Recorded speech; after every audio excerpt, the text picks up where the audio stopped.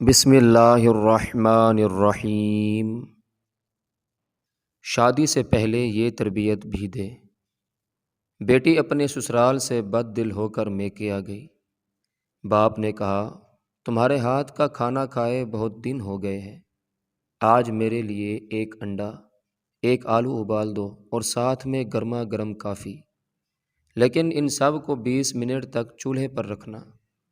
جب سب کچھ تیار ہو گیا تو باپ نے پوچھا، آلو چیک کرو، ٹھیک سے گل کر نرم ہو گیا ہے؟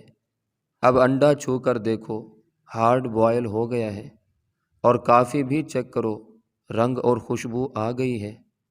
بیٹی نے چیک کر کے بتایا کہ سب پرفیکٹ ہے۔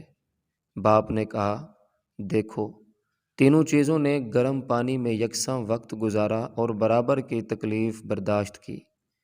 آلو سخت ہوتا ہے، اس آزمائش سے گزر کر وہ نرم ہو گیا۔ انڈا نرم ہوتا ہے، گرے تو ٹوٹ جائے، لیکن اب سخت ہو گیا ہے، اور اس کے اندر کا لکوڈ بھی سخت ہو چکا ہے۔ کافی نے پانی کو خوش رنگ، خوش ذائقہ اور خوشبودار بنا دیا ہے۔ تم کیا بننا چاہو گی؟ آلو، انڈا یا کافی؟ یہ تمہیں سوچنا ہے۔ یا خود تبدیل ہو جاؤ یا پھر کسی کو تبدیل کر دو۔